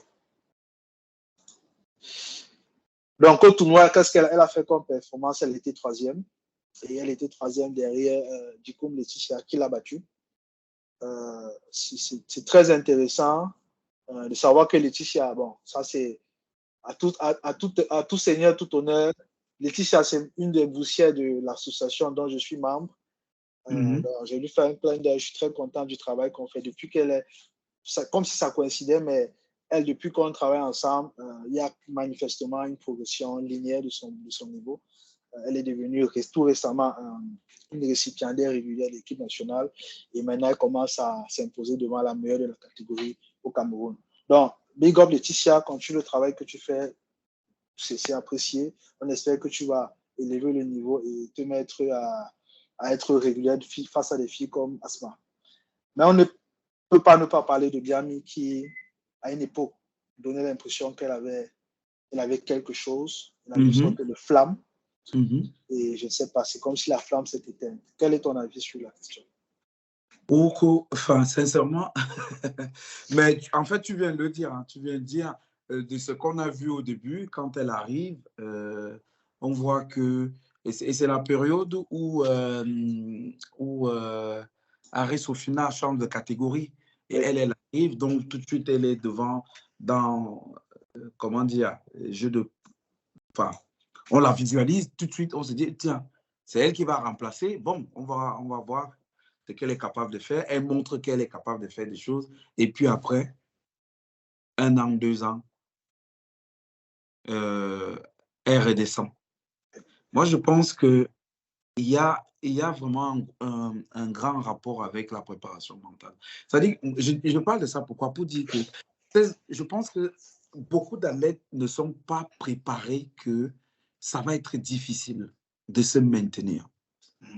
Le combat le plus facile, c'est celui de gagner. Hein. de gagner une compétition, 2 compétitions, de montrer que tu es là. C'est le plus facile.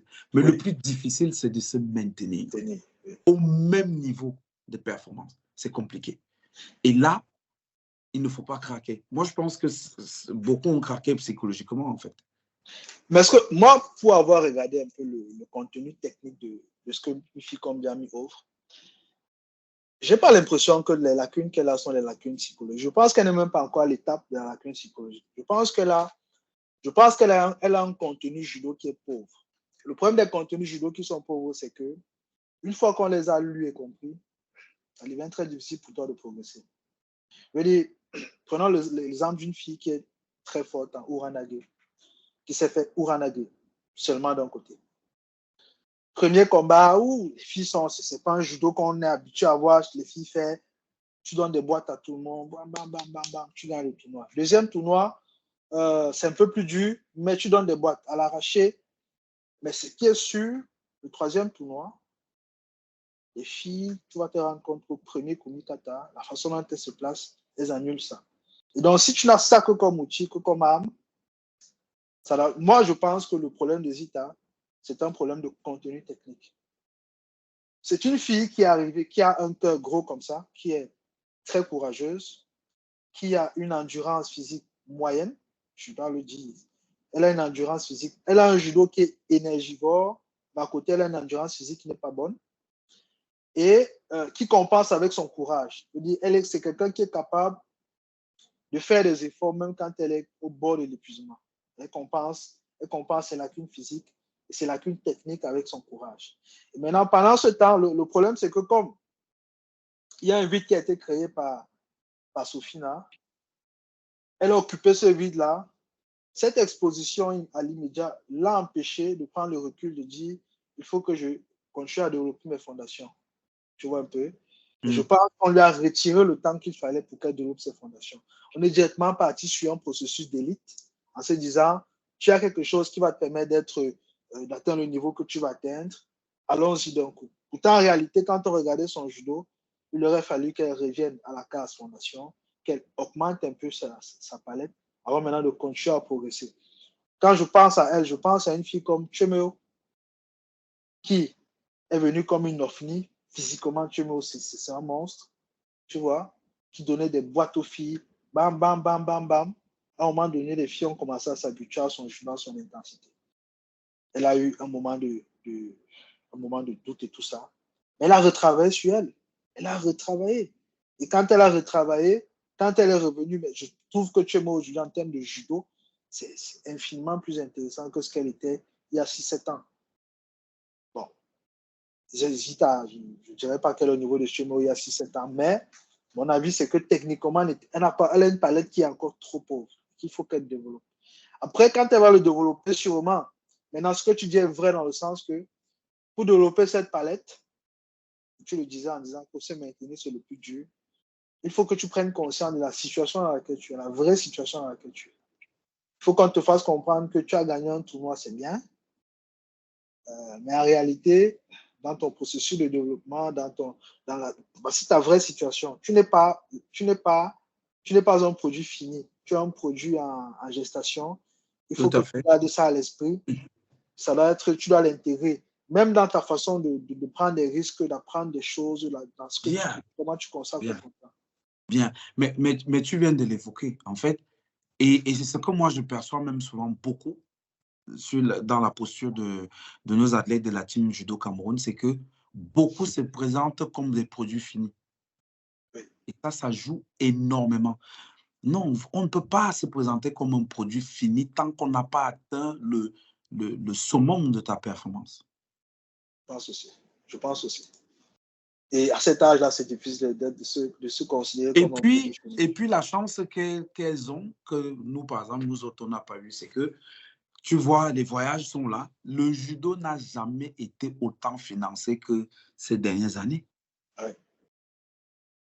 C'est à tout seigneur, tout honneur, on doit dire félicitations à la fédération pour avoir cette capacité-là à financer les voyages, parce que si on cumule le nombre de participations sur ces 10 dernières années, je pense quand même qu'il y a un très gros job qui est fait pour qu'on ait autant de participation, autant de tournois. Ah oui, autant de financement. C'est presque devenu naturel de voir des délégations de cadets, de juniors aller faire des championnats d'Afrique, des championnats du monde. Mais ça, il faut on leur présente que ça y est, vous êtes les meilleurs produits finis. Que le judo Cameroun n'a jamais produit. Alors, vous êtes arrivés, mais oui, là, à l'instant, oui, parce que tu viens de faire un podium. Mais tu vas tenir combien de temps comme ça? C'est ça. Tu parlais, par exemple, on parlait tout à l'heure du dollar. Dollar a tenu comme ça combien d'années? C'est long. Très, très long. C'est long. Et tu vois que dollar, lui, il était préparé. C'est pour ça que j'ai parlé de préparation psychologique. Et ça va surprendre les gens. Bon, on en a déjà parlé dans certains randonnées avec Alexis, parce que j'en ai fait 2 avec lui. C'est quelqu'un qui est resté très ouvert, toujours sur une idée qu'il peut se développer. Je me rappelle en 2018-2019, Dola Sem fait des séances supplémentaires pour affiner son réponse sur une idée, pour le développer. C'est quelqu'un qui est resté avec une soif de connaissance pour se dire, je peux faire des choses mieux, je peux faire Ogoshi, je peux faire Arai Goshi, je ne suis pas un produit fini dans le sens que après ça, je ne peux rien ajouter. Je suis un produit en perpétuelle transformation. Et c'est quelque chose qui m'a beaucoup plu. Et même sur la partie physique, beaucoup de gens le trouvaient déjà incroyable physiquement. Mais lui, quand tu discutais avec lui, tu te rendais compte que non, il estime qu'il est en progrès. Il doit encore progresser sur certains aspects. Ben oui, c'est ça en fait. C'est ça, c'est un état d'esprit. Hein. Ouais. C'est pour ça que j'ai parlé tout à l'heure de la préparation psychologique. C'est un état d'esprit. C'est un état d'esprit. Même quand tu es champion d'Afrique, tu devrais, ou champion olympique. D'ailleurs, regarde les athlètes. On va prendre un athlète comme Karpalek. Karpalek, il gagne en moins de 100. L'Olympiade qui de 100. Il gagne en plus de 100. Et là, il est redescendu à moins de 100. Il a fait médaille d'argent au dernier championnat du monde. Tu vois? Pourquoi? Parce que, et quand tu vas être à côté, tu ne vas pas sentir ce truc-là que je suis un athlète fini. Oui. Mais chez nous, tu vois déjà la tête de nos athlètes. Non, mon frère. Non, le gars est déjà. Hey, c'est qui? C'est moi. Triple médaille olympique dans la tête. Ah. Non, les gars, doucement. Donc, c'est un travail de. Je pense qu'il y a aussi ce travail-là. Après, est-ce que c'est la gestion technique nationale qui peut mettre ça en place? Je pense que oui. Alexis, j'aime ton mot de DTN là. Oui, bon, déjà, je vais te dire quelque chose que j'ai dit dans un autre rendez-vous, c'est que je pense aujourd'hui que le rôle traditionnel de la DTN, c'est trop grand. Je pense qu'on est rendu à une étape dans le développement du judo où il faut morceler ce rôle-là et spécialiser. Je veux dire, c'est trop grand de demander à une direction de gérer tout ce qui est arbitrage, tout ce qui est formation, tout ce qui est entraînement, tout ce qui est coaching, tout ce qui est organisation, parce que la partie direction sportive fait traditionnellement partie de la DTN. Je trouve que c'est trop grand. C'est un costume qui est trop grand pour une seule direction. Il faut de plus en plus diviser, avoir une direction sportive qui a un rôle d'organisatrice. Il faut avoir une direction de tournoi. Il faut avoir un département qui est spécialisé dans la formation. Oula. Donc, ça c'est pour les fédérations qui sont en dynamique. Comme on faisait parler tout à l'heure avec les armées, c'est pas tout le monde qui a cette étape-là. Mais je disais, ce que je voulais dire en parlant des DTN, c'est de dire, c'était que le ressenti, la perception que ces enfants ont d'eux, de leur capacité, c'est souvent aussi quelque chose de culturel. Il y a une culture à mettre en place. C'est très facile à comprendre. Aujourd'hui, si tu es champion du monde en France, tu ne te sens pas spécial. Parce qu'il y en a beaucoup qui sont champions du monde. Voilà. Aujourd'hui, si tu es double champion du monde en France, tu ne te sens pas spécial. Parce qu'il y en a beaucoup qui sont double champions du monde. Aujourd'hui, si tu es champion du monde et champion olympique en France, tu ne te sens pas spécial parce qu'il y en a beaucoup qui sont champions olympiques et champions du monde. Ça te crée un cadre qui fait que finalement, le mec qui est champion de France, première division, ne se sent pas spécial. Parce que dans la hiérarchie des performances possibles en France, il sait qu'il est tout à la base. Il est vraiment au début du début du début. Je me rappelle une anecdote. Quand Tony Nadal, l'entraîneur de là, on va dans le tennis, entraîneur Rafael Nadal, quand il était jeune, il venait de gagner les championnats d'Espagne. Là, il y a une sorte de tournoi qui tient lieu de championnat d'Espagne. Il a gagné ça, je crois qu'il devait avoir 14 ou 15 ans. Et il était fier de lui. Mm-hmm. Et son coach l'appelle, qui est aussi son nom, pour lui dire que bon, voici ce que tu es, voici ton classement. Grâce à ce que tu viens de gagner, voici ton classement. Tu es 52e espagnol. Sur la ranking list ITF. Tu es 52e. Ça veut dire qu'actuellement, il y a 51 gars qui sont meilleurs que toi en Espagne. Tu n'as aucune raison de te sentir spécial. Tu as gagné le tournoi, c'est bien. Mais il y a 51 gars qui sont meilleurs que toi. Il a ramené le petit sur terre rapidement. Donc, on a aussi besoin parfois de trouver une solution de, OK, on a des champions d'Afrique. Ça, on peut se dire qu'on a des champions d'Afrique. On a donc créé une ambiance telle que le mec qui va à un tournoi, un champion d'Afrique, et qui rentre sans la médaille, se disent que finalement, il a fait une performance de merde parce qu'il n'a pas eu de médaille. Donc, le mec qui est champion du Cameroun, là, se dit que, gars, je suis le 500e champion du Cameroun. Il n'y a aucune raison que je me sente spécial. Il y en a tellement. C'est-à-dire, au mètre carré, les champions du Cameroun en trouvent tellement. Donc, ce n'est pas quelque chose de spécial. Ce qui serait spécial, c'est d'être médaille mondiale. Parce que ça, il n'y en a pas encore. On dit médaille mondiale, qu'elle dit qu'il n'y a pas encore, c'est médaille championnat du monde. Il y a des médailles à des tournois qui sont niveau mondial, comme Bala Vanessa, qui a des médailles, des tournois qui sont même parfois, je dirais même des niveaux légèrement supérieurs, parce que quand tu fais une médaille à un grand prix ou à un grand chelem en étant dans des années pré-olympiques, je pense que le niveau est quand même élevé. Le niveau est très, très élevé. Donc, et puis, tu sais que fait 5 au master. Hein?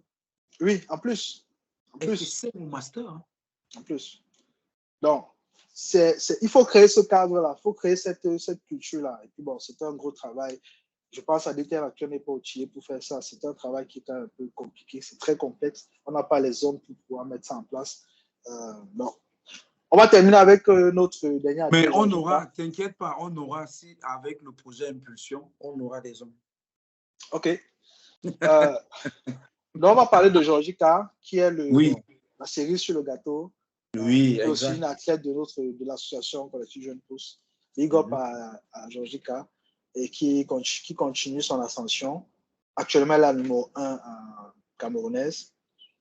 Il n'y a pas longtemps, pendant quelques semaines, elle avait la qualification directe parce que juste après sa médaille de bronze au championnat d'Afrique, d'autres pays n'avaient pas, d'autres continents n'avaient pas encore fait leur championnat continental. Donc, il y a un laps de temps pendant lequel elle était qualifiée direct. Mais ça veut dire que le fait qu'elle ait touché ça une fois veut dire que c'est un rêve qui n'est pas inaccessible. Si elle travaille, si elle continue à progresser comme elle le fait, va se réaliser.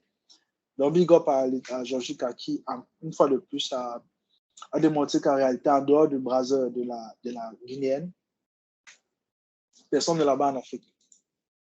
Voilà. Personne donc, ne là-bas en Afrique. Ceci revient donc à dire que nous avons du potentiel. Oui. Parce qu'elle arrive à quel moment? Il y avait des personnes qui étaient déjà là. Je parle de la performance. Hein, sur le plan. Mais elle est arrivée après. C'est elle qui a pris. Ça veut dire que nous avons un potentiel. Oui. Et c'est un énorme potentiel. Travailler. Un énorme potentiel. Et surtout, dans les grandes catégories. Il faudrait que les gens le sachent et le comprennent que le Cameroun a un potentiel sur les lourds. Prenons dans toutes les disciplines, tu vas voir. Regarde la boxe. Tiens, tu as vu le MMA, tu as vu Francis Ngannou? Oui. Un lourd. Nous avons ce truc-là. Je pense, est-ce que c'est génétique? Est-ce que c'est lié à notre culture? Est-ce que c'est lié à notre alimentation? Est-ce que c'est lié à... Nous avons ce truc-là. Les loups chez nous. Donc, ça veut dire que quand tu as fini donc de faire cette étude, n'est-ce pas? quand tu fais cette analyse, tu fais l'étude. Nous devrons peut-être aussi bien axer notre recherche de performance dans ce public-là. Ouais. Parce C'est que quelque chose qu'on peut faire. regarde Sophie qui arrive. Personne ne l'a calculé, personne. On l'avait jeté aux oubliés. Elle est arrivée au championnat d'Afrique. Elle arrive à faire la finale. Et elle devient numéro 2 dans le classement. Elle devient numéro 2 alors qu'elle n'était même pas. J'ai regardé avant qu'elle vienne, où elle était 30e, où elle était 45e. Même pas. Non, c'était quasiment une non classée. Quasiment. Voilà. Et d'après les informations que j'ai, elle était à un cheveu d'arrêter sa carrière. Et là, elle a fait la meilleure performance de toute sa vie. Mais je te jure. Et tu as vu les combats, comment elle fait les combats? Comment elle a fait? J'ai vu ses combats, je n'en reviens pas. Elle a mouillé le judo. Qu'est-ce qu'elle a mangé? Elle a mangé du lion. Elle a mouillé le judo. Ça. Voilà. Et c'est une pute 78 kilos. Au Cameroun, on a des phénomènes comme ça.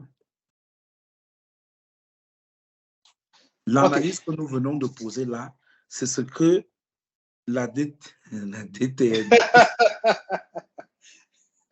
C'est comme si tu disais un mauvais mot. Je me dis. C'est ce que la DTN devrait se dire, tiens, le Cameroun, nous, on a quelque chose de formidable, ce sont nos gabarits. La force là, nous l'avons. Parce que quand tu regardes Georgica, physiquement, elle est là. Hein. Parce que je vois comment elle maltraite les autres. Hein. Quand elle a posé ses verins. Non, elle a une grosse empreinte physique. Hein? À l'Open, là, elle a dégoûté la Marocaine. Hein? Oui, c'est son combat qui passe là. Physiquement, elle a marché parce que la fille tournait dans tous les sens qu'elle voulait. Elle a annulé. Quel que soit ce qu'elle faisait, elle a annulé. Tu sais, quand je vois, ça m'a fait penser à une athlète qui avait eu au Cameroun, Awa Shemabo. Les gens n'ont pas... Elle n'est pas restée longtemps. Elle est allée rester au jeu de la francophonie au Canada. Shemabo, quand tu la voyais, mince. Tu dis, mais elle sort d'où? C'est quoi ce phénomène? Frédéric Fayet, je me rappelle, Frédéric Fayet demandait toujours que mais vous êtes allé chercher celle-ci où? Hein? Et il y en a plein comme ça. Hein? Mais bon, bref, tu voulais qu'on avance et on a déjà bien causé. Hein? Oui, je pense qu'on va arrêter notre randonnée sur ça.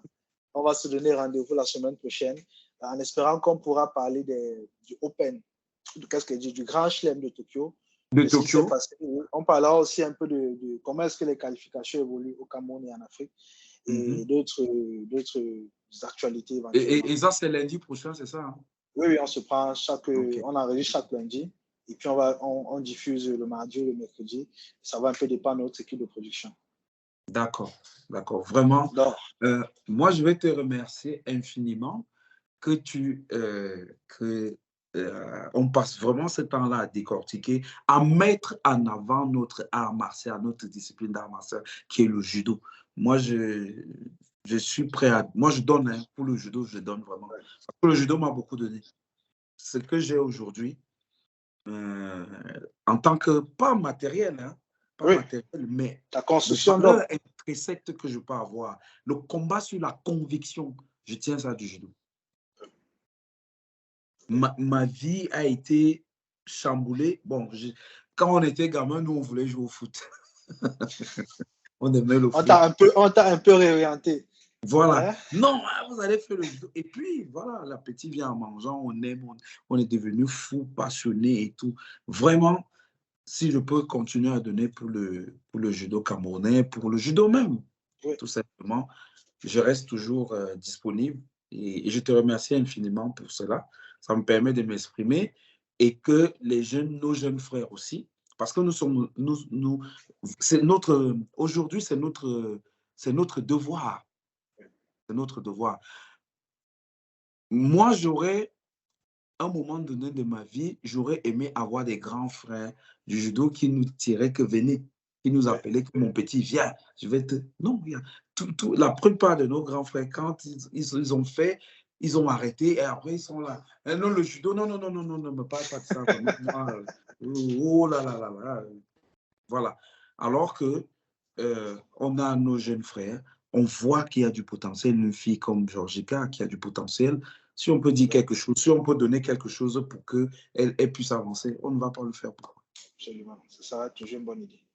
Voilà. Donc, un grand merci, Mathieu. Merci à nos auditeurs qui nous écoutent. N'hésitez pas à vous abonner à notre chaîne, à la partager, à regarder ce contenu. Si vous avez des questions, si vous contestez ce qu'on a dit, mettez-le en commentaire. Voilà, toujours. On fera des démentis à la prochaine, au prochain Randori. Il y a des choses sûrement qu'on a dit qui n'étaient pas correctes. On pense qu'on a dit tout ce qui était correct. On s'en excuse en avance. Et si vous les avez détectés, si vous les avez détectés, signalez-les. On fera des correctifs. Merci beaucoup. Et puis, bonne journée, bonne soirée. Bye bye. Bonne soirée. Merci, Alexis.